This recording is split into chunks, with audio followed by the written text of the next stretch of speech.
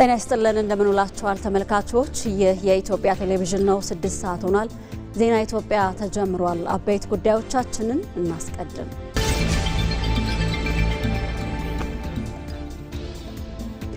ሰባተኛው ጠቅላላ ምርጫ መጠናቀቁን ተከትሎ በኢትዮጵያ በሚገኙ የምርጫ ጣቢያዎች ውጤቶች ይፋ እየሆነ ይገኛል።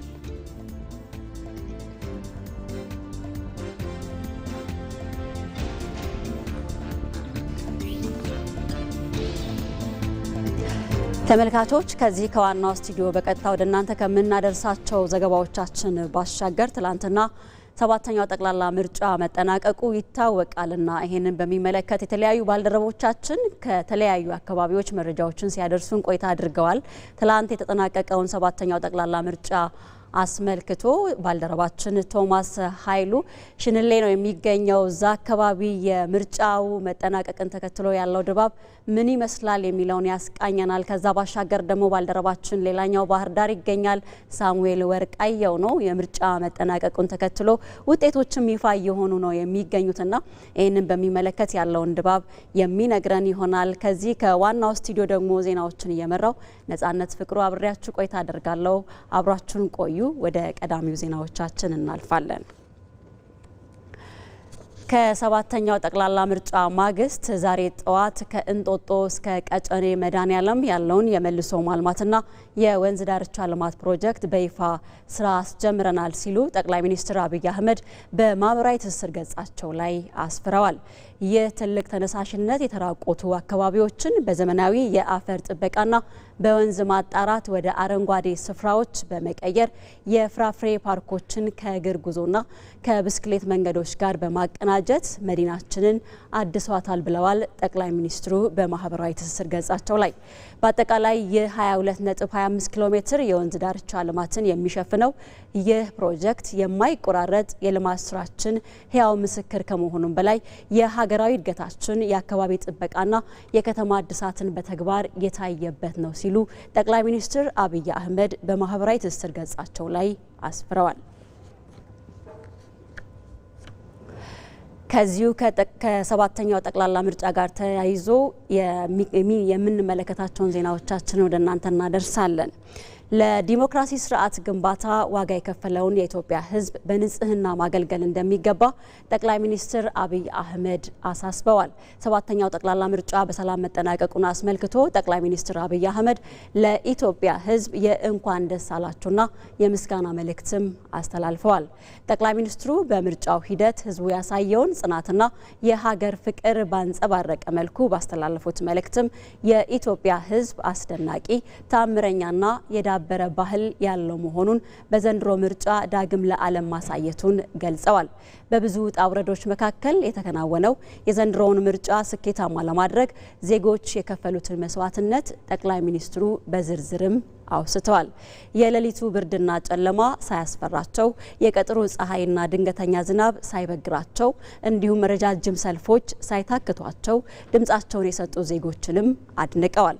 በተጨማሪም ሰርግ፣ ሐዘን፣ ወሊድና መሰል ማህበራዊ እውነቶች ሳያግዷቸው፣ የአካል ጉዳት፣ ህመምና እርጅና ሳይገድባቸው የሀገርን ተስፋ ለመሰነቅ የወጡ ዜጎችንም እንዲሁም የነገ ሀገር ተረካቢ ጨቅላ ልጃቸውን አዝለው በሰልፍ የቆዩ እናቶች መስዋዕትነትንም በምሳሌነት ጠቅሰዋል።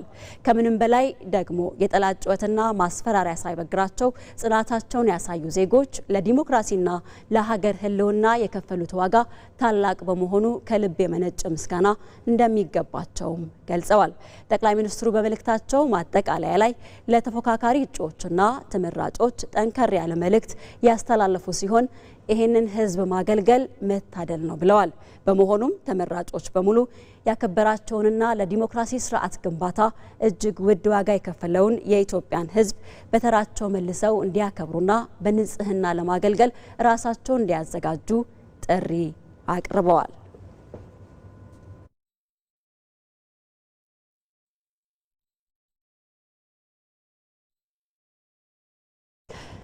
በሌላ ዜና ሰባተኛው ጠቅላላ ምርጫ መጠናቀቁን ተከትሎ የመንግስት ኮሚኒኬሽን አገልግሎት መግለጫ ሰጥቷል።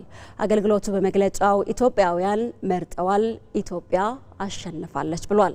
ኢትዮጵያ ከዜጎቿ የፈለገችውን ሁሉ በፈለገችው ጊዜና ሁኔታ የምታገኝ ሀገር ናት ያለው አገልግሎቱ ለሀገራቸው የተጠየቁትን ሁሉ ለመስጠት ወደ ኋላ የማይሉ ዜጎች ስላሏት በእጅጉ ኮርታለች።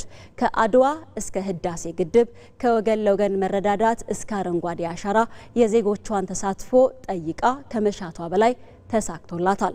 ዛሬም የተደገመው ይሄው ነው። ኢትዮጵያዊ ዲሞክራሲን ማንበር፣ በግልጽ እና በዲሞክራሲያዊ ምርጫ መንግስትን መምረጥ፣ ህገ መንግስታዊነትን ጽኑ መሰረት ማስያዝ ትሻለች። ለዚህ ደግሞ 7ኛው ጠቅላላ ምርጫ እንደ ትልቅ አጋጣሚ መጠቀም አስፈልጓት ነበር። በምላሹም ከ54 ሚሊዮን በላይ ዜጎች ለመራጭነት ተመዝግበው የዛሬዋን ቀን ሲጠባበቁ ቆይተዋል። እነሆ የእናት ሀገር ጥሪን በመቀበል ዜጎች በነቂስ ወጥተው ሲመርጡም ውለዋል። ሌሊቱንም አጋምሰዋል። በኢትዮጵያ የምርጫ ታሪክ ዜጎች ለረጅም ሰዓታት ተሰልፈው ድምጽ የሰጡበት ልዩ ምርጫም እንደሆነ ነው የመንግስት ኮሚኒኬሽን አገልግሎት በመግለጫው የገለጸው። ምርጫው እንዳይካሄድ ባዳና ባንዳ ተቀናጅተው ያልቆፈሩት ጉድጓድ፣ ያልደረደሩት እንቅፋት አልነበረም። ነገር ግን ኢትዮጵያ ስጠራቸው ሀገር ወዳድ ኢትዮጵያውያን የማይቻል ነገር አልነበረምና በስኬት ተጠናቋል። ኢትዮጵያውያን በሰላማዊ መንገድ መርጠው ኢትዮጵያ አሸንፋለች።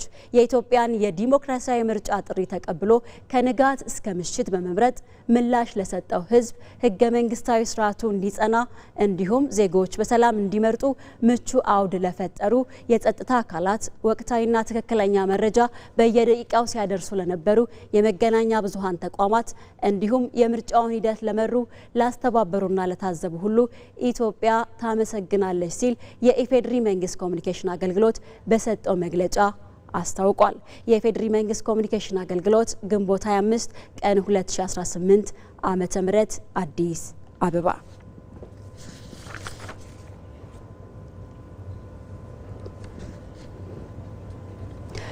እዚሁ የምርጫ ዘገባዎቻችን ላይ ነው የምንቆየው። 7ኛው ጠቅላላ ምርጫ የኢትዮጵያ አሸናፊነት የተረጋገጠበት ነው አለ የአዲስ አበባ ፖለቲካ ፓርቲዎች የጋራ ምክር ቤት። ምክር ቤቱ በሰጠው መግለጫ የከተማዋ ነዋሪዎች የነገዋ የመዲናዋንና የኢትዮጵያን ዕጣ ፈንታ ለመወሰንና ዲሞክራሲን ይበልጥ ለማጠናከር ድምጹን መስጠቱን የገለጹት ደግሞ የጋራ ምክር ቤቱ ሰብሳቢ ማሩ ዳኜ ናቸው። ሂደቱንም እጅግ የተረጋጋ የሰለጠነና የከተማዋን መጻኢ የዲሞክራሲ ስርዓት ትግበራ ሂደትን ያጠናከረ ሆኖ አልፏል ብለዋል። ግንቦት 24 2018 ዓ.ም መላው የከተማችን የአዲስ አበባ ነዋሪዎች የነገዋን የመዲናችን የሀገራችን ዕጣ ፈንታ ለመወሰን እና የሀገራችን ዲሞክራሲያዊ ይበልጥ ለማጠንከር ካርድ ያወጣ መራጩ ሁሉ ከማለዳው 12 ሰዓት ጀምሮ ያለምንም ቀስቃሽ በነቂስ በመውጣት እምነት ለጣለበት ፓርቲ ድምጹን ሰጥቷል። ሂደቱም እጅግ የተረጋጋ የሰለጠነ የከተማችን መጻኢ ዲሞክራሲ ስርዓት ተግባራ ሂደት ያጠናከረ ሆኖ አልፏል። ምክር ቤቱ በምርጫ ጣቢያዎች የሚመጡ ጥቆማዎችንና የአሰራር ችግሮችን በጋራ በመገምገምና ከምርጫ ቦርድ ጋር በመነጋገር አፋጣኝ የእርምት እርምጃዎች ተወስደዋል። እንደ ሪፖርተራችን ለሰይፉ ገብረ ጻዲቅ ዘገባ የጸጥታ አካላቱ ያከናወኑት አኩሪ ተግባር የከተማዋ ነዋሪ በነጻነት በደህንነት ስሜት ድምጹን እንዲሰጥ ትልቅ ሚና መጫወቱ በመግለጫው ተመላክቷል። ሁሉም አካላት የምርጫውን ውጤት ፍጹም ሰላማዊ በሆነ መንገድ በጸጋ እንዲቀበሉም የጋራ ምክር ቤቱ ጥሪ አቅርቧል። ከተማ ደረጃ ያለውን ውጤት በኦፊሳላዊ መልኩ እስኪገለጽ ድረስ በትዕግስት እንዲጠብቁ ምክር ቤታችን ጥሪውን ያቀርባል። ማንኛውም ወገን የከተማውን ምርጫ ውጤት በፍጹም በሆነ ሰላማዊ መንገድና በጸጋ መቀበል ታሪካዊም ሞራላዊም ግዴታ አለበት። ቅሬታዎችን ቢኖሩ እንኳ በህጋዊና በሰላማዊ መንገድ ማቅረብ ተገቢ መሆኑን እናሳስባለን። ይህ ምርጫ የኢትዮጵያና የአዲስ አበባ አሸናፊነት የሚረጋገጥበት በመሆኑ ያሸነፈው ፓርቲ የከተማውን ህዝብ በቅንነትና በታማኝነት እንዲያገለግል የተሸነፈም ደግሞ መልካም ተፎካካሪ ሆኖ የከተማውን ዲሞክራሲያዊ ጉዞ እንዲያጠናክር የጋራ ምክር ቤቱ ያምናል። ውጤቱን በጸጋ መቀበል የሽንፈት ሳይሆን የታላቅ የፖለቲካ ብስለትና ለከተማዋ መቆርቆር ማሳያ ነው። በሰባተኛው ጠቅላላ ምርጫ ድምጽ የሰጡ የአጋሮ ከተማ ነዋሪዎች ኢትዮጵያውያን በአንድነት የሚመራቸውን መምረጣቸው ለዲሞክራሲ ስርዓት ግንባታ ያላቸውን ቁርጠኝነት የሚያመላክት መሆኑን ተናገሩ። ነዋሪዎቹ ድምጽ በሰጡበት በጎማ 2 ምርጫ ክልል እስከ ውጤት መገለጽ ድረስ ነፃና ፍትሃዊ ምርጫ መደረጉንም ጠቁመዋል። አስተያየቶቹን ሮዛ መኮንን አሰባስባቸዋለች። ኢትዮጵያ መርጣለች፣ በአብዛኛው መርጣለች፣ ህዝቡ ሁሉ መርጧል። የተመረጠውም ደግሞ ያልመረጠውም ጭምር ተሰርቶ ለሁሉም ተደርጎ አገር ያድጋል ብዬ ተስፋ አደርጋለሁ። ኢትዮጵያ መርጣለች። ህዝቡ በራስ ተነሳሽነት ያለማንም ጎትጓችነት ወጥቶ ሲመርጥ ማየት ተአማኒነቱን የሚያረጋግጥ ምርጫ ነው ብዬ ነው የምወስደው እኔ እንደ አንድ ነዋሪ ማለት ነው። በእውነት ያው ኢትዮጵያ መርጣለች፣ የሚሆናትን የሚበጃትን ኢትዮጵያ መርጣለች። ማለትም ያንስል ምንድነው ይሆነኛል የምትለውን ይሰራልኛል የምትለውን ኢትዮጵያ መርጣለች። የትኛውም ፓርቲ ይሁን ማን ይሁን አላውቅም፣ ግን መርጣለች። ይሄን በትክክል ተረተናል። ሰባተኛው ሀገራዊ ምርጫ ያው ከዚህም በፊት እንዳሉት ምርጫዎች አጋሮ ላይ በሰላማዊ ሁኔታ ተከናውኗል።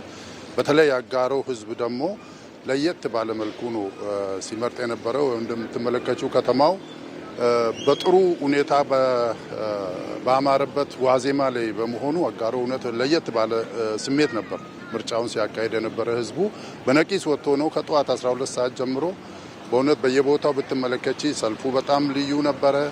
ሁሉም ተራውን ጠብቆ በጣም ምርጥ የሆነና ፍትሃዊ፣ ነፃ፣ ገለልተኛ ምንም ማስገደድ የሌለበት ጥሩ ምርጫ ሲካሄድ ነው የዋለው ትናንትና እና በእውነት በጣም ደስ የሚል ምርጫ ነበር። ለምሳሌ እኔ የመረጥኩበት የምርጫ ጣቢያ አሁን ወደዚህ ስመጣ እንደ አጋጣሚ ጎራ ብዬ አይቻለሁ። ተለጥፏል ማለት ነው የትኛው ፓርቲ ስንት እንዳገኘ፣ የትኛው ፓርቲ በየሰው ስሙ እንኳን ማለት ነው ያገኙት የድምጽ ዝርዝር፣ የተበላሹ ካርዶች፣ ሁሉ ነገር ዩኒፎርምሊ ተጽፎ ማለት ነው አይቼ በቃ ምንድነው ምን ብዬ ልንገርሽ የንቃተ ህሊናችን እዚህ ደረጃ መድረሱ፣ የምርጫ አስፈጻሚዎች ሁሉም መጨረስ ያለበትን ነገር በሰዓቱ ጨርሶ ለህዝቡ ይፋ ማድረጉ ራሱ አንድ ነገር ነውና ሌላ ቦታም ብንሄድ በየቀበሌው ብንሄድ የምናየው ነው። ይሄ ሁሉም ቦታ የምርጫ ውጤቱ ተለጥፎ ነው ያለው። ተዋስ ስንወጣ አንድ ሁለት ቦታ አይተናል። ውጤቶች ተለጥፈዋል። ሰውም ዞር ብሎ የመመልከት ሁኔታ አይተናል። ሙሉ ለሙሉ አላለቀም ነበረ ጠዋት። አሁንም ከፕሮግራሙ በኋላ ዙረን እናያለን እና ጥሩ ነው። አገር ማለት ለሁሉም ነው፣ ለመረጠም ላልመረጠም ነው። ግን መምረጥ ችግሮች ቢኖሩ ጥያቄዎች ቢኖሩ በመምረጥ መብትን በመጠቀም ማሻሻል፣ ሰላማዊ በሆነ ማሻሻልና ሌሎች ሀገሮች የደረሱበት ቦታ ላይ መድረስ እየተቻለ በአፍራሽነት የሚል ለማንም ጥቅም የለውም። ምርጫ ዲሞክራሲያዊ ነው። ክፍተቶች ቢኖሩ በሰላማዊና በመቀራረብ በመምረጥ ካርድ በመጠቀም ሀሳብን መግለጽ ይቻላል። ይሄ ምርጫ እንደሚፈለገው እንዳይካሄድ ብዙ ጥረቶች ሲደረጉ ነበረ። በኢንፎርሜሽን ደረጃም የምናውቀው ነገር አለ። ግን ትላንትና ኢትዮጵያ መርጣለች። ትላንትና ኢትዮጵያ ስትመርጥ ህዝቧ ወጥቶ ማንም ሳያስገድደው የፈለገውን ይሆነኛል ያለውን ይሄንን አገር ለማሻገር ይጠቅመኛል ያለውን ወጥቶ መርጧል። እንዳይመረጥ ብዙ አይነት ጫናዎች ነበሩ። ያንን እንትን ብሎ ህዝቡ በነቂስ ወጥቶ ምርጫውን መምረጡ ራሱ እውነት ህዝቡ በመረጠው ሰው ለመተዳደር ያለውን ዲሞክራሲ ለማስቀጠል ያለው ቁርጠኝነትን የሚያሳይ ነው። በትላንትናው ዕለት ሰባተኛው ጠቅላላ ምርጫ በኢትዮጵያ ምርጫ በተካሄደባቸው አካባቢዎች ሁሉ በሰላም መጠናቀቁ ይታወቃል። ይህንን የውጤት የምርጫ መጠናቀቅ ተከትሎ እንግዲህ ምርጫ በተካሄደባቸው አካባቢዎች በተለያዩ የኢትዮጵያ ክፍሎች ማለት ነው የምርጫ ውጤቶችም ይፋ እየሆኑ ይገኛሉ። ወደ ባህር ዳር እናቀናለን። በባህር ዳር ከተማ ምርጫ ክልል ጊዜያዊ የምርጫ ድምጽ ውጤት ይፋ እየሆነ ነው የሚገኘው። የከተማዋ ነዋሪዎች የተለጠፉ የድምጽ ውጤቶችንም እየተመለከቱ ሲሆን አሸናፊው መንግስትን የህዝብ ድምጽ በማክበር ህዝብ የሰጠውን ኃላፊነት በአግባቡ ሊወጣ ይገባልም ብለዋል። በስፍራው የሚገኘው ባልደረባችን ሳሙኤል ወርቃየው ተጨማሪ መረጃዎችን ሊያደርሰን በቀጥታ መስመራችን ላይ ነው የሚገኘው። ሳሙኤል እንዴት ውለሃል? በተለይ በከተማው ያለው የምርጫ ማግስት ድባብ እንዲሁም ደግሞ በምርጫ ጣቢያዎች የጊዜያዊ ውጤት ይፋ የማድረግ ሂደቱ ምን ይመስላል? የነዋሪዎችን አስተያየት አካተ መረጃዎችህን ብታደርሰን። አመሰግናለሁ። እንግዲህ ኢትዮጵያ በትናንትናው ዕለት መርጣለች፣ በዚሁም አሸንፋበታለች። እንግዲህ በሰባተኛው ጠቅላላ ምርጫ የዜጎች ተሳትፎም ከጫፍ እስከ ጫፍ እጅግ የነቃ ተሳትፎ ሲያደርጉ ውለዋል። እኛ በምንገኝበት በዚሁ በባህር ዳር ከተማ ምርጫ ክልልም ወደ 164 የሚደርሱ ምርጫ ጣቢያዎች ይገኛሉ። በእነዚህ ምርጫ ጣቢያዎች እንግዲህ በትናንትናው ዕለት ዜጎች ሲያደርጉት የነበረው ተሳትፎ እጅግ የሚደንቅ መሆኑን እኛም በተለያዩ ምርጫ ጣቢያዎች እየተንቀሳቀስን መረጃዎችን ስናደርስም ለመታዘብ ሞክረናል። እንግዲህ በትናንትናው ዕለት ከዝግጅቱ ጀምሮ ማለት ነው በተለይ ድምጽ መስጠት ከተጀመረበት ሰዓት ጀምሮ የተለያዩ የማህበረሰብ ክፍሎች ሴቶች፣ እንዲሁም ወጣቶች፣ የሀገር ሽማግሌዎች፣ አካል ጉዳተኞችና የበርካታ የማህበረሰብ ክፍሎች በዚሁ የድምጽ አሰጣጥ ስነ ስርዓት ላይ የነቃ ተሳትፎ ሲያደርጉ ውለዋል።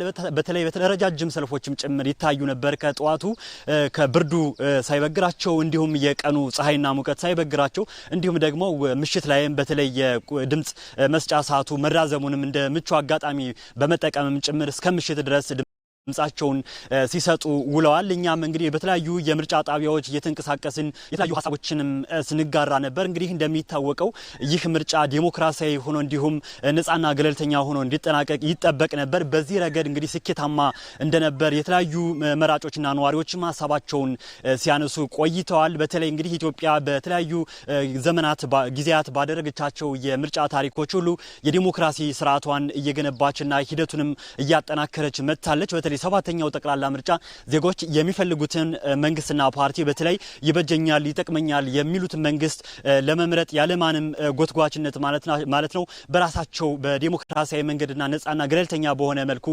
ድምጻቸውን ሲሰጡ መዋላቸውን ገልጸዋል ማለት ነው። በተለይ እንግዲህ ይህ የዜጎች የህዝብ የስልጣን ባለቤትነት የሚረጋገጥበት ምርጫ ነው። በተለይ እንግዲህ ዜጎች በዚሁ ምርጫ ንቁ ተሳትፎ በማድረግ የስልጣን ባለቤትነታቸውን የተጠቀሙበት መብታቸውን ያስከበሩበት እንደነበርም እንግዲህ የተለያዩ አስተያየቶችና ሀሳቦች ሲንጸባረቁ ውለዋል። እንግዲህ በባህር ዳር ከተማ ለየት የሚያደርገው ሌላኛው በተለይ የቀድሞ ታጣቂዎችም ጭምር ድምጽ ሲሰጡ ውለዋል ማለት ነው። በተለይ ወደ ሰላም የተመለሱ የተለያዩ የቀድሞ ታጣቂዎችም ጭምር በተለይ ሰላምን መርጠው ወደ ሰላም ተመልሰው በዚሁም ያሻግረኛል ለሚቀጥሉት 5 ዓመታትም ጭምር ይገዛኛል የሚሉትን መንግስትም ሲመርጡ ውለዋል። ከዛ ባሻገርም የተለያዩ ተፎካካሪ ፖለቲካ ፓርቲዎችም እንዲሁ በአንድ በኩል ድምጽ ሲሰጡ ውለዋል። በተለያዩ አጋጣሚዎችም የተለያዩ መረጃዎችንም ለኛም ሲያደርሱን እንደዋሉትም በተለይ ምርጫው ገለልተኛ ፍጹም ሰላማዊና ነጻ ሆኖ እንደተጠናቀቀ የተለያዩ መረጃዎችንም እንዲሁ ሀሳባቸውን ሲያጋሩን መመልከት ችለናል ማለት ነው። እንግዲህ ዛሬ ድህረ ምርጫ ላይ ማለትም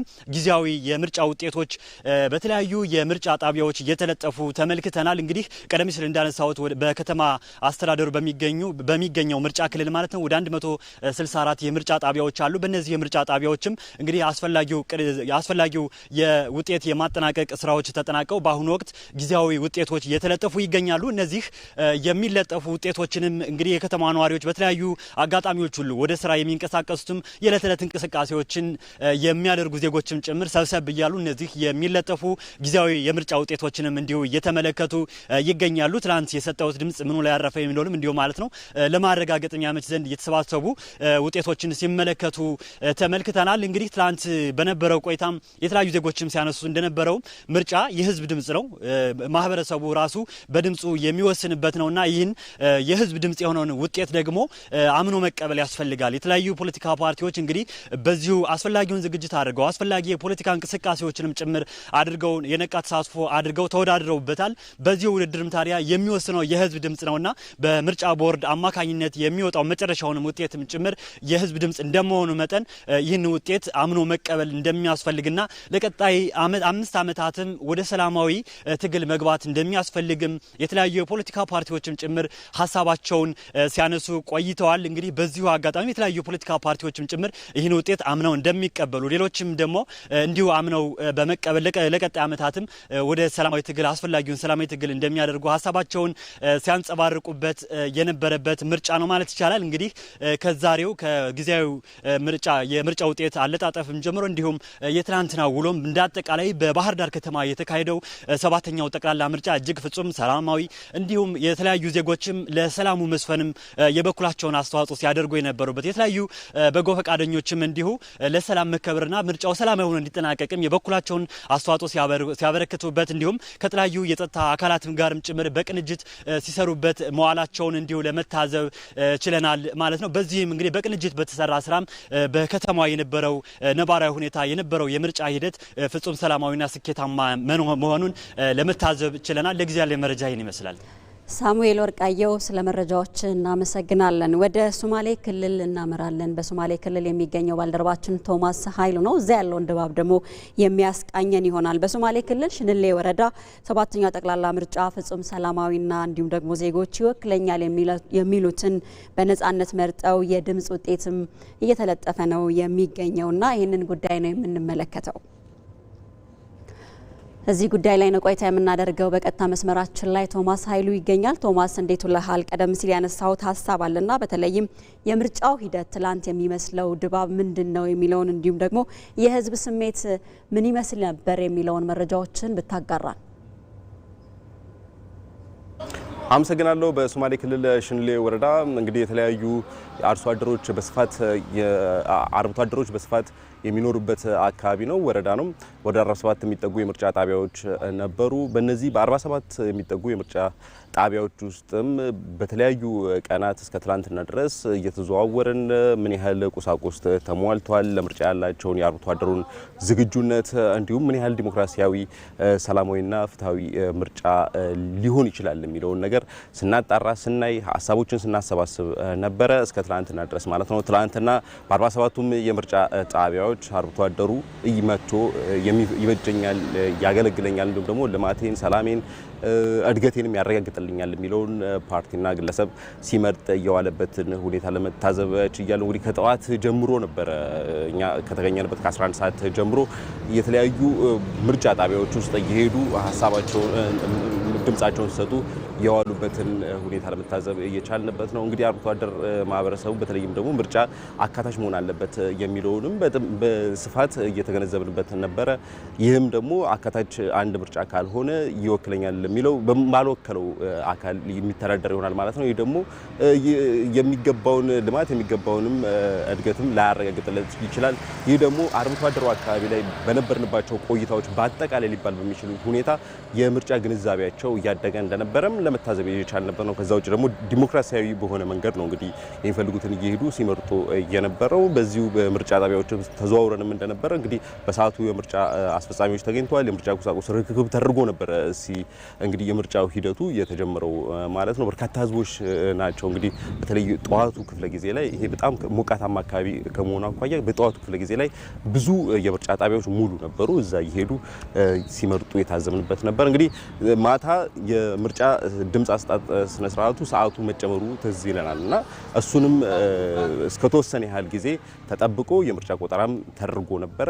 በጠዋቱ ላይ ደግሞ የጊዜያዊ የድምጽ ማሳወቂያ በተለያዩ ቦታዎች ላይ የተለያዩ የምርጫ ጣቢያዎች ላይ ተለጥፎ ይህንንም ሲመለከቱ ሲያዩ የሚጠብቁት ሆነ አልሆነ የሚሉትንም ነገሮች እኛም ለመጠየቅ ሞክረን ነበርና በጣም በምርጫው ደስተኛ እንደነበሩ እንዲሁም አንዳንዶቹ በምርጫ እስከዛሬ ተሳትፌ አላቅም የሚሉ ከ18 ዓመት በላይ ቢሆኑም ከምርጫ ተሳትፌ አላቅም የሚሉ አጋጥሞን ነበርና በዘንድሮ መሳተፋችን በጣም ደስተኞች ነን። ፍትሃዊ ምርጫ ነበረ። እንግዲህ ቀጣይ ደግሞ 5 ዓመቱን የሚረከበው ሀገሪቱ እንዲሁም ደግሞ መንበሩን የሚይዘው ፓርቲ ያስተዳድረኛል የሚለውም ተስፋ አላቸው። ማስተዳደር ብቻ አይደለም ደግሞ የምፈልገው ፍላጎቴን ያሟላልኛል፣ እንደ አርብቶ አደር የምፈልጋቸው የምጠይቃቸው የተለያዩ ጥያቄዎች አሉ፣ እሱን ያሟላልኛል የሚለውን ተስፋ ሰንቀው እንግዲህ ምርጫ ጣቢያዎች ላይ ሄደው ሲመርጡ ይሄ ስንት ነው፣ ይሄ የትኛው ነው ምናምን እያሉ ሲወያዩ ያየውበት ነበር ማለት ይቻላል። በአጠቃላይ ግን እዚህ አካባቢ የነበረው የምርጫ ሂደት ፍጹም ሰላማዊ እንዲሁም ደግሞ በስኬት የተጠናቀቀ ነበር ማለት ይቻላል። ቶማስ ኃይሉ ስለ መረጃዎች እናመሰግናለን። ወደ ሲዳማ ክልል ሀዋሳ ከተማ እናመራለን። በሀዋሳ የሚገኙ ምርጫ ጣቢያዎች በተለይ የሰባተኛውን ጠቅላላ ምርጫ ውጤት በመለጠፍ ለመራጩ ሕዝብ ይፋ አድርገዋል። ትናንት በምርጫ ድግስ ያሳለፈችው የሀዋሳ ከተማም ዛሬ ወደ መደበኛ እንቅስቃሴዋ ተመልሳለች።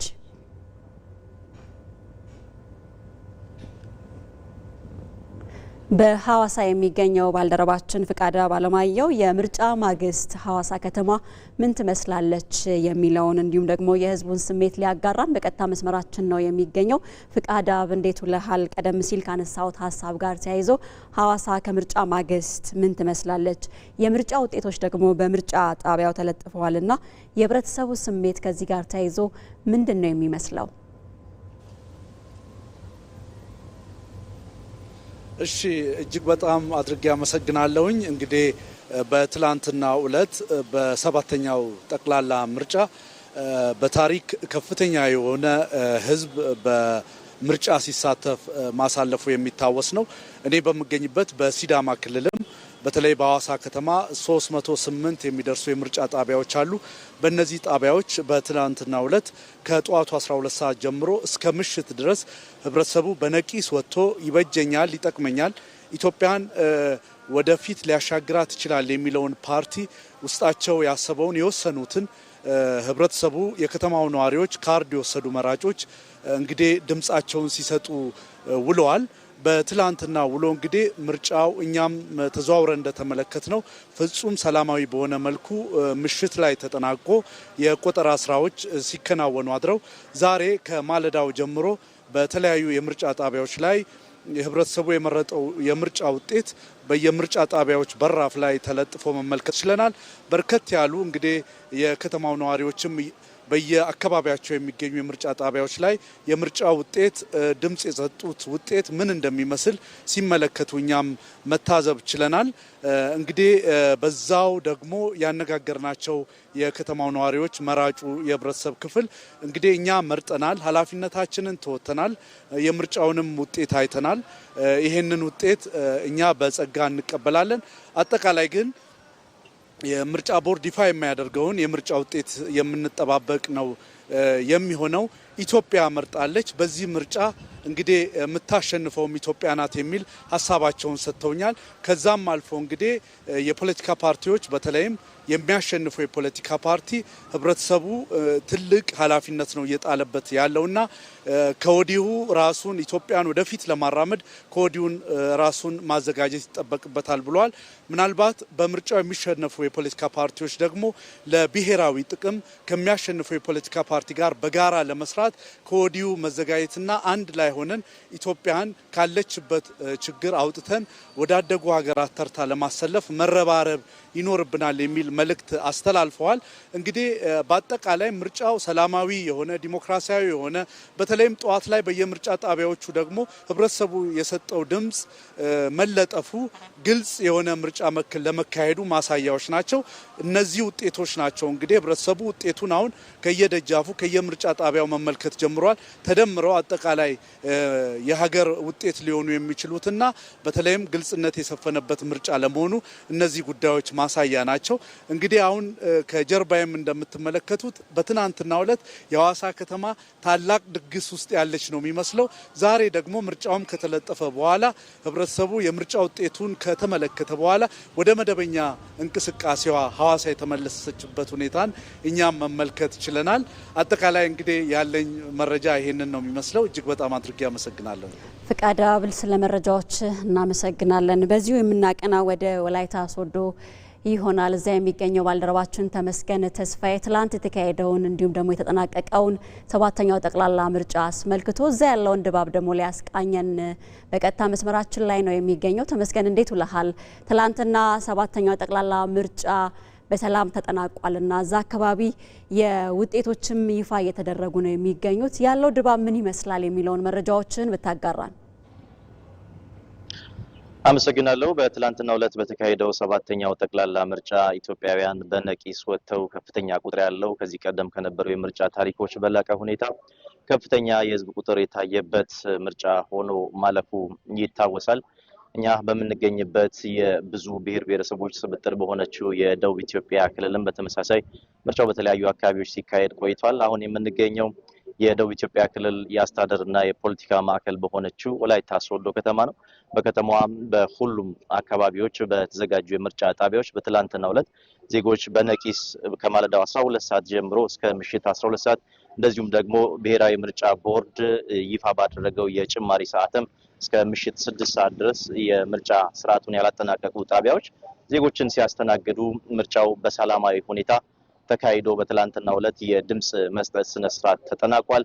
በተለያዩ የምርጫ ጣቢያዎች ዞር ብለን ባደረግነው ቅኝትም ከዚህ ቀደም ከነበሩ የዲሞክራሲ ልምምዶች በተሻለ ሁኔታ ኢትዮጵያ አንድ እርምጃ ወደፊት የተራመደችበት የተሟላ የዲሞክራሲ ግንባታ ስርዓት ላይ ዜጎች የራሳቸውን አሻራ አሳርፈው ያለፉበት ቀን መሆኑን የተለያዩ የማህበረሰብ ክፍሎች ተፎካካሪ ፖለቲካ ፓርቲዎችን ጨምሮ ሀሳብ አስተያየቶቻቸውን ትላንትና በነበረን ጊዜ ሲገልጹልን ቆይተዋል።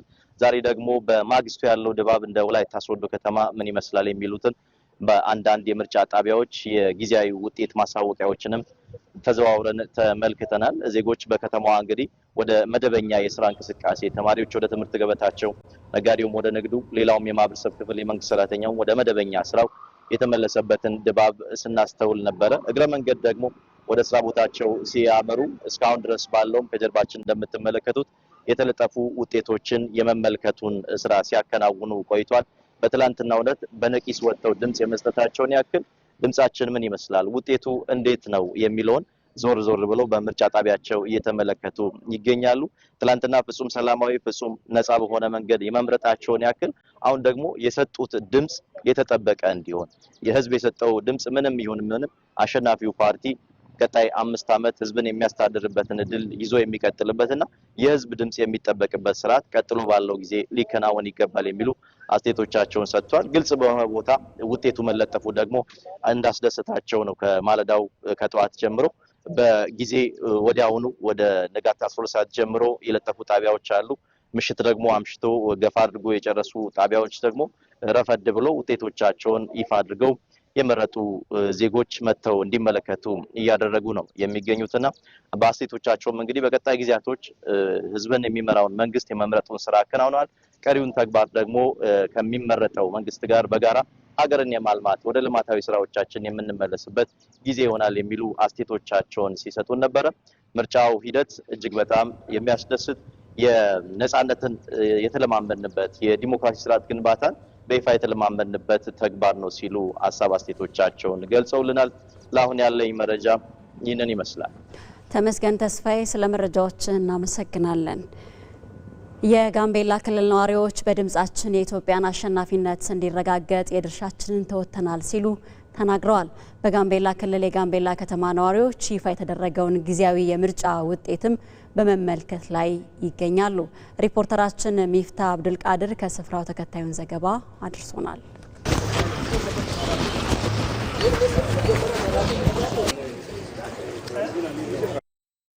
ኢትዮጵያ በትናንትናው ዕለት እንግዲህ 7ኛውን ጠቅላላ ምርጫ በስኬት ማከናወኗ ይታወቃል። ኢትዮጵያውያን በጋራ ወጥተው ድምጻቸውን ሰጥተው የምርጫ ሂደቱን በስኬት አጠናቀው ይገኛሉ። አሁን በተዘዋወርንበት በጋምቤላ ከተማም በርካታ ተመልካቾች የምርጫቸውን የድምጻቸውን ውጤት በመመልከት ላይ ይገኛሉ። ኢትዮጵያ አሸንፋለች። መራጮችም እንግዲህ የድምጻቸውን ውጤት በየምርጫ ጣቢያዎች ተዘዋውረው በመመልከት ላይ ይገኛሉ። ኢትዮጵያን ለማስቀጠል ኢትዮጵያውያን በጋራ ታሪክ የሰሩበት በሀገሪቱ የምርጫ ታሪክ በሚሊዮኖች የሚቆጠሩ ዜጎች ወጥተው ድምጻቸውን የሰጡበት 7ኛው ጠቅላላ ምርጫ ፍትሃዊ፣ ሰላማዊና ዲሞክራሲያዊ ሆኖ መጠናቀቁን በጋምቤላ ከተማ ያነጋገርናቸው ነዋሪዎች ገልጸውልናል። ትላንትና ባደረግነው ድምጻችን ለመስጠት በጣም ውጤታማ እንደሆነ አይቻለሁ። ምርጫው ያው ፍትሃዊና ዲሞክራሲያዊ ምርጫ ነው። ያው ሁሉም ፓርቲ በታተፉበት ሁኔታ ነው የተገኘው። ውጤቶቻችንና ማን እንዳለፉ ለማወቅም በጧት ተነስተን ምልከታ አድርገናል። በየሰፈሩ እኛን የሚመሩን ሰዎች በትክክል እንደተመረጡ እና ኃላፊነታቸውን እንደሚወጡ ተስፋ አደርጋለሁ። በትክክልና በፍትሃዊነት ሰዎች ተሰልፈው የፈለጉትን እየመረጡ ነበር ያየሁት። በአጋጣሚ ያው ደስ የሚል ነበር። ለሀገራችን ለራሳችን ብለን አስበን ካርድ ከመውሰድ ጊዜ ጀምሮም ጠብቀን እንደውም እኔ ከወረዳ ነው የመጣሁት ካርድ እዚህ ስለወሰድ በአጋጣሚ ደስ ብሎኛል። ለጊዜው ያለኝ መረጃ ይሄንን ይመስላል። ሚፍታህ አብዱልቃድር ነኝ። አመሰግናለሁ። የሰባተኛው ጠቅላላ ምርጫ የድምጽ አሰጣጥ መጠናቀቁን ተከትሎ በአለታ ወንዶ ከተማ በተለያዩ የምርጫ ጣቢያዎች ውጤቶች ተለጥፈዋል።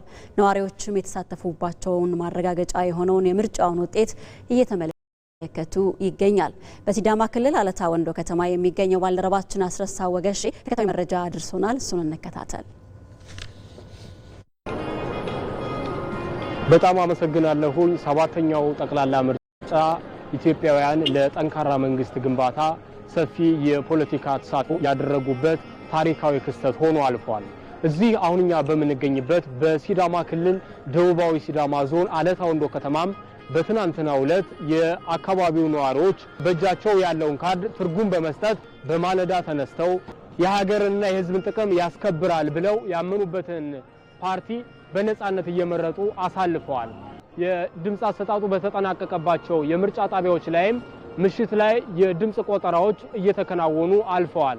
በዛሬው ዕለት ደግሞ በዚሁ በአለታ ወንዶ ምርጫ ክልል በሚገኙና የድምጽ ቆጠራ በጨረሱ የምርጫ ጣቢያዎች ጊዜያዊ ውጤቶች ተለጥፈው ነዋሪዎች በአደራ መልክ የሰጡትን ድምጽ ውጤቱን እየተመለከቱ ማስተዋል ችለናል።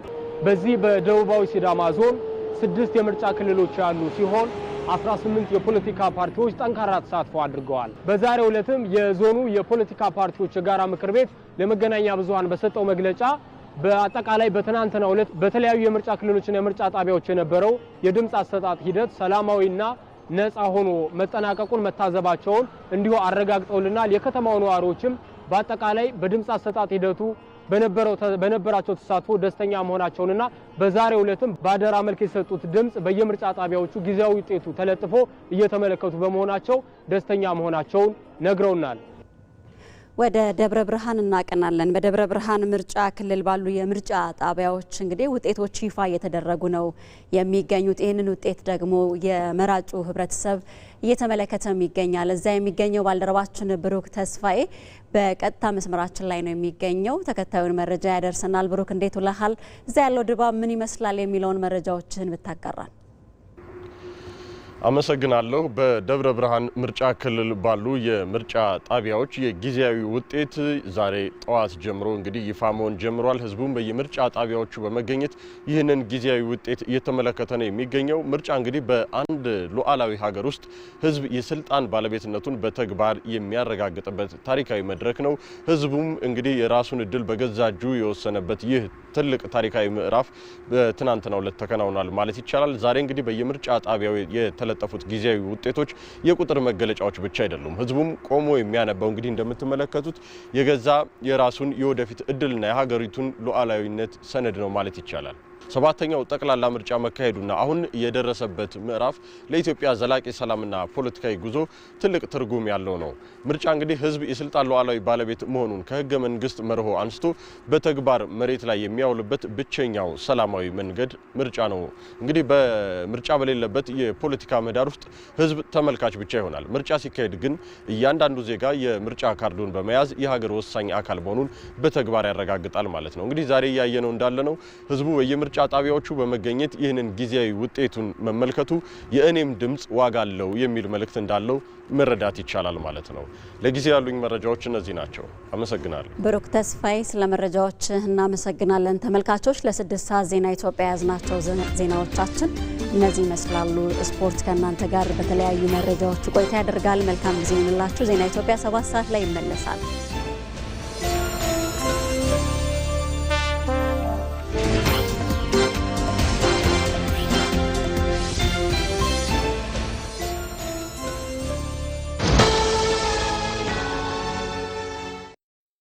የዚች ዓለም የምልቅ የሆነ የቤተሰብ ናፍቆት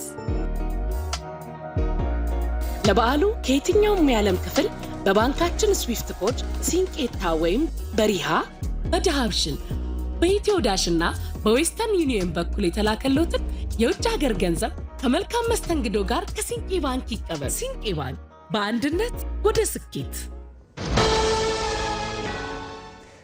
ሰላም ጤና ይስጥልን ክቡራን ተመልካቾቻችን፣ ለዜና ኢትዮጵያ ወደ አዘጋጀንላችሁ ስፖርታዊ ዜናዎቻችን ተሻገርን። አብርሃም ተስፋዬ ነኝ። አብራችሁን ቆዩ። የስፖርት ዘገባ የክብር አጋራችን ሲንቄ ባንክ ነው። እናመሰግናለን።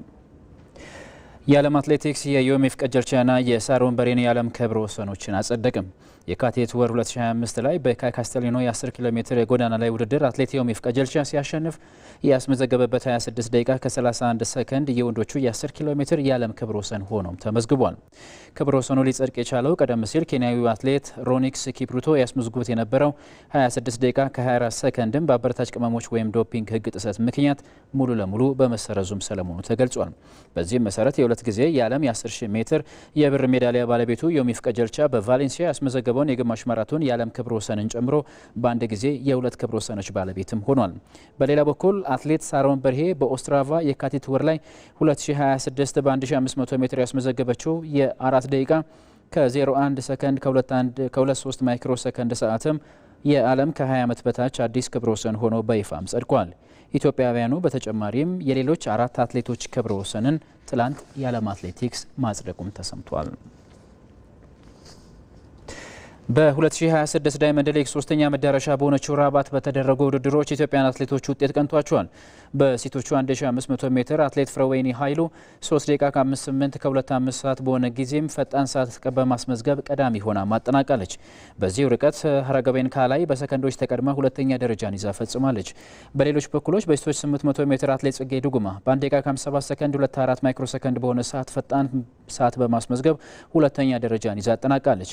አትሌት ንግስት ጌታቸው ደግሞ 11ኛ ደረጃን ይዛ ፈጽማለች። በወንዶቹ 3000 ሜትር መሰናከል ሳሙኤል ፍሮ የግሉን የዓመቱን ምርጡን ሰዓት ቢያስመዘግብም 12ኛ ደረጃን ይዞ ግን አጠናቋል። የአራተኛው ከተማ የዳይመንድ ሊግ ውድድር ሐሙስ ዕለት በጣሊያን ሮማ በኦሎምፒኮ ስታዲየም የሚካሄድ ሲሆን ኢትዮጵያን አትሌቶችም ከወዲሁ ለአሸናፊነት ተጠብቀውበታል። በሴቶቹ 5000 ሜትር ፍሬዌኒ ኃይሉ፣ መዲና ኢሳ፣ ማርታ ለማየሁ፣ ሰናይት ጌታቸውና ሂሩት መሸሻን ጨምሮ በርካታ ኢትዮጵያን አትሌቶችም ለአሸናፊነት ይጠበቃሉ። በሌሎች በኩሎች በሴቶቹ 1500 ሜትር ብርቄ ኃይሎም፣ ሳሮን በርሄና ወርቅነሽ መሰለ ከሚወዳደሩት መካከል ናቸው። ከማላዊ አቻው ጋር የወዳጅነት ጨዋታ የሚያደርገው የኢትዮጵያ ብሔራዊ ቡድን ልምምድ መስራት ጀምሯል። ግንቦት 29ና ሰኔ 2 በድሬዳዋ ስቴዲየም ከማላዊ አቻው ጋር የወዳጅነት ጨዋታ የሚያከናውነው የኢትዮጵያ ወንዶች ብሔራዊ ቡድን በኢትዮጵያ ንግድ ባንክ ሜዳ ልምምድ መስራት ጀምሯል። አሰልጣኝ ዮሐንስ ሳሌ ጥሪ ካደረጉላቸው 23 ተጫዋቾች መካከል 22 ተጫዋቾች በልምምድ መርሃ ግብሩ ላይ መገኘታቸውም ተነግሯል። ለመጀመሪያ ጊዜ ለብሔራዊ ቡድኑ ጥሪ የተደረገላቸው ጀሚል ያዕቆብን ጨምሮ ፍጹም ፍትሃለው፣ ሮቦት ሰላሎ፣ ሙሴ ከቤላ፣ ሳሙኤል ዮሐንስ የመጀመሪያ ልምምዳቸውን ትላንትና ሜዳ ተገኝተውም ሰርተዋል። አሰልጣኝ ዮሐንስ ሳሌ መስፍን ታፈሰና አዲስ ግደይ በጉዳት ከቡድኑ ውጪ መሆናቸውን ተከትሎም አዲስ ተጫዋቾችን ይጠራሉ ተብሎም ይጠበቃል።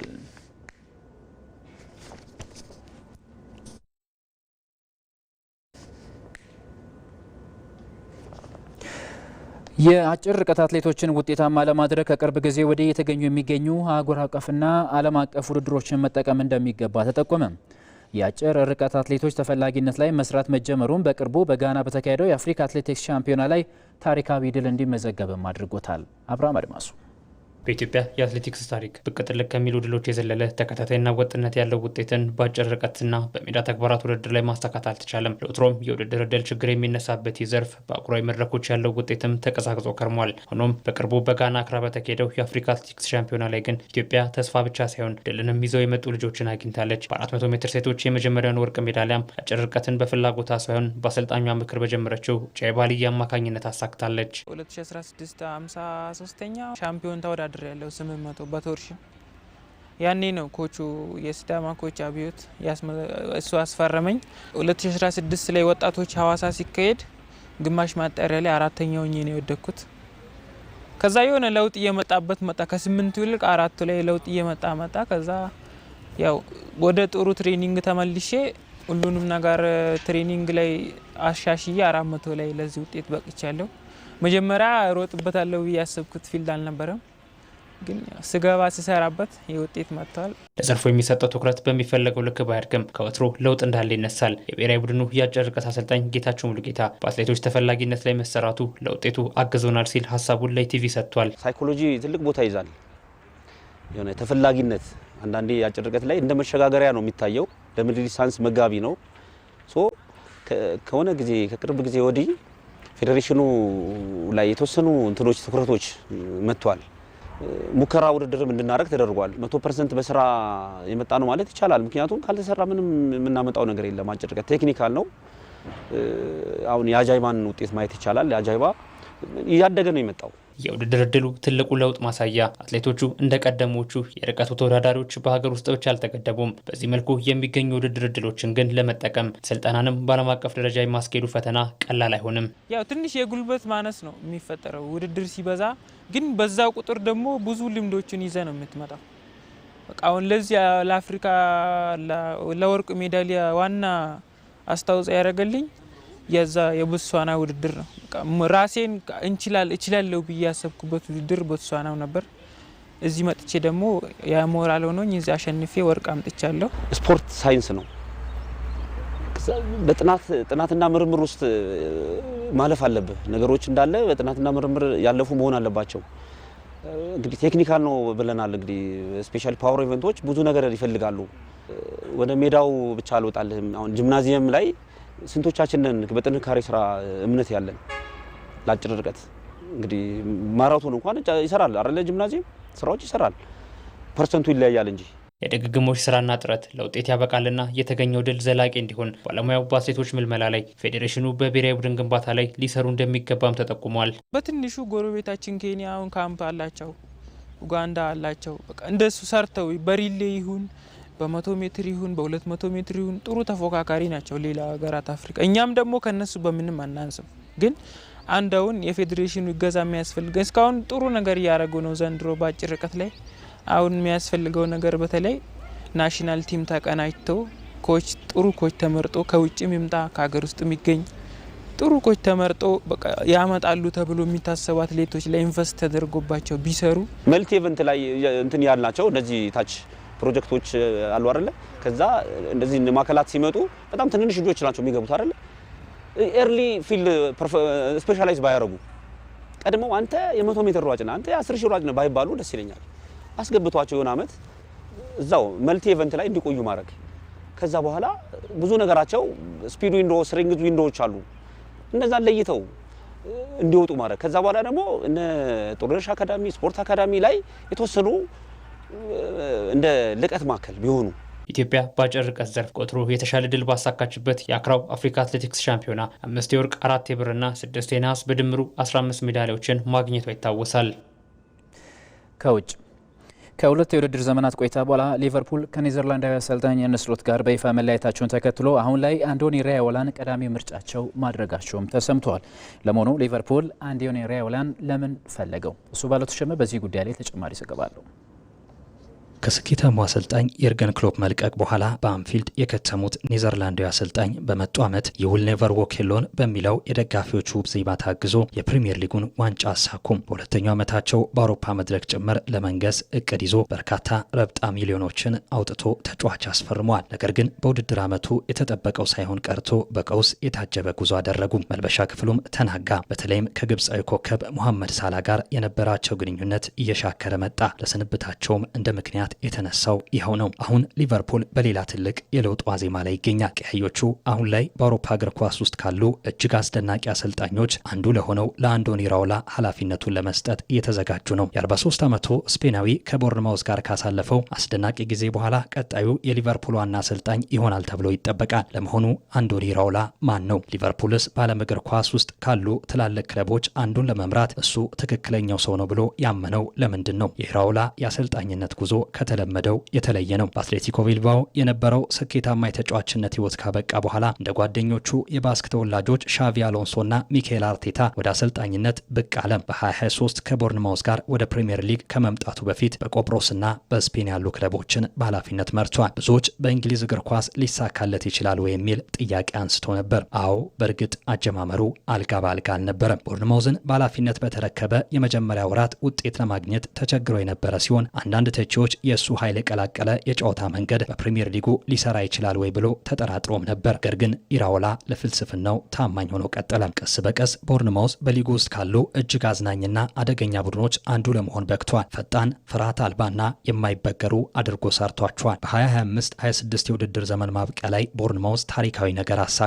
18 ጨዋታዎች በተከታታይ ለመሸነፍ ጉዞ ክለቡ በፕሪሚየር ሊጉ 6ኛ ደረጃን ይዞ እንዲያጠናቅቅና በታሪኩ ለመጀመሪያ ጊዜ ለአውሮፓ ውድድር እንዲበቃ ረድቷል። ያ ስኬት የአውሮፓ ታላላቅ ክለቦች ትኩረት የሳበ ነበር። አሁን ደግሞ ሊቨርፑል የራሱን እርምጃ ለመውሰድ ዝግጁ የሆነ ይመስላል። ሊቨርፑል በኢራኦላ ላይ ፍላጎት ካሳየባቸው ትላልቅ ምክንያቶች አንዱ የሱ የአጨዋወት ስልት ነው። ስፔናዊ አሰልጣኝ የማያባራ ጫና ተጋጣሚ ላይ በመፍጠር ፈጣን ሽግግሮችን በማድረግ እንዲሁም የማያቋርጥ ጉልበት ያከለ አጨዋወት በመጠቀም ያምናሉ። የሱ ቡድኖች በፍጥነትና በኃይል የሚያጠቁ ሲሆን ኳስን በተሻለ ፍጥነት መልሶ ለማሸነፍና ወዲያውኑ እድሎችን ለመፍጠር ይጥራሉ።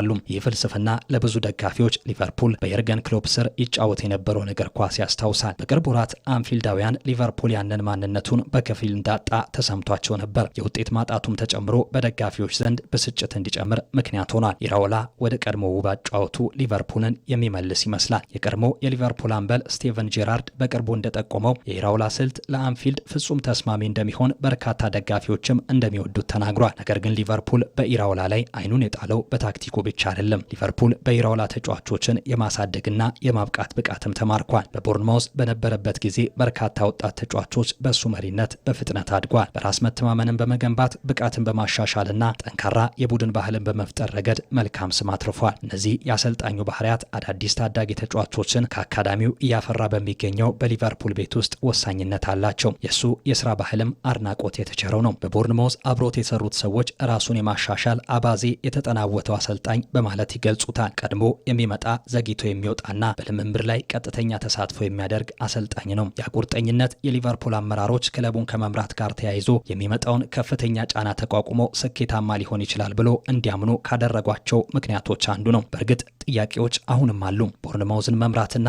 ሊቨርፑልን መምራት በጣም የተለያየ ፈተና ነው። በሊቨርፑል ቤት ቶሎ ስኬትን እንዲያመጡ ይጠበቃል። ደጋፊዎች ዋንጫዎችን ይፈልጋሉ። እያንዳንዱ ውጤት ይተነተናል። እያንዳንዱ ውሳኔ ይመረመራል። እናም እንደ ቦርንማውዝ ሳይሆን በትዕግስት ለመጠበቅ ብዙ ጊዜ አይኖርም። በሻምፒዮንስ ሊግ እግር ኳስ ውድድር ደግሞ ፈተናው ይበልጥ የከፋ ይሆናል። የኢራኦላ ጥብቅ ስልት ከተጫዋቾች ከፍተኛ የአካል ብቃት ጥረትን ይጠይቃል። ያንን ከፍተኛ ጉልበት በበርካታ ውድድሮች ላይ ጠብቆ መጓዝ በሕይወቱ ካጋጠሙት ትላልቅ ፈተናዎች አንዱ ይሆናል ተብሎ ይጠበቃል። ሆኖም የሊቨርፑል የበላይ አካል ሙሉ በሙሉ የተስማማ ይመስላል። ስፖርቲንግ ዳይሬክተሩ ሪቻርድ ሂውስ የኢራኦላን ብቃት ለዓመታት ያውቁታል። ሁለቱ በቦርንማውዝ አብረው የሰሩ ሲሆን ሂውስ ይህንን ስፔናዊ ወደ እንግሊዝ በማምጣት ረገድ ቁልፍ ሚና ተጫውቷል። የነበረው ነባር ግንኙነት ሊቨርፑል አዲስ ምዕራፍ ሲጀምር ወሳኝ ሊሆን ይችላል። ለሂውስ ይህ ሹመት በአንፊልድ ያለውን ታሪክ ሊወስን ይችላል። ለኢራኦላ ደግሞ ይህ በሕይወቱ ያገኘው ትልቅ እድል ይሆናል። ከቆጵሮስ እስከ ስፔን፣ ከቦርንማውዝ እስከ አንፊልድ የአንዶኒ ኢራኦላ ጉዞ አስደናቂ ነበር። አሁን ቀጣዩ ምዕራፍ ለመጀመር የተዘጋጀ ይመስላል። ሊቨርፑል ውብ እግር ኳስን የሚያሳይ ክለቡን ወደ አውሮፓ እግር ኳስ ጫፍ ለመመለስ የሚችል ሰው እንዳገኘ ያምናል። ጫናው ከፍተኛ ይሆናል። የሚጠበቁት ነገሮችም እጅግ ታላቅ ናቸው። ምናልባት ኢራኦላ ከተሳካለት ቀያዮቹን ወደ አዲስ ዘመን የሚመራ ቀጣዩ ታላቅ አሰልጣኝ ይሆናል። የሊቨርፑልም ቀመር ፍሬ ያፈራ እንደሆን ጊዜ ብቻ የሚመልሰው ነገር ነው። ክቡራን ተመልካቾቻችን አሁን ላይ በወጡ መረጃዎች ሊቨርፑል አሰልጣኝ አንዲ ኢራኦላን የክለቡ አሰልጣኝ ለማድረግ ይፋዊ ስምምነት ስለመፈጸሙ ይፋ ተደርጓል። ምናልባት ሊቨርፑል ቀጣዩን አሰልጣኙን አሁን ላይ ያገኘ ይመስላል። በመጨረሻም በፍሬንች ኦፕን የቴኒስ ውድድር አሪያና ሳባሌንካ ናኦሚ ኦሳካን በመርታት ሩብ ፍጻሜውን ተቀላቀለች። በፓሪስ ሮናልድ ጋሮስ የተካሄደ በሚገኘው የቴኒስ ውድድር የዓለም ቁጥር አንዷ አሪያና ሳባሌንካ ናኦሚ ኦሳካን አሸንፋለች። ቤላሩሳዊቷ ኮከብ የአራት ጊዜ ግራንድ ስላም አሸናፊዋን 7-5 እና 6-3 በድምሩ 2-0 በሆነ ውጤት በማሸነፍ ለሩብ ፍጻሜው በቅታለች። በተከታይ 14ኛ የግራንድ ስላም ውድድሮች ላይ ሩብ ፍጻሜ የደረሰችው አሪያና ሳባሌንካ በቀጣይ ከሩሲያዊቷ ዲያና ሼናድ ጋር የምታደርገው ጨዋታም ይጠበቃል። ለዜና ኢትዮጵያ ያዘጋጀንላችሁ ስፖርታዊ ዜናዎቻችን በዚያ በቁ። በያላችሁበት መልካም ቀን ይሁንላችሁ።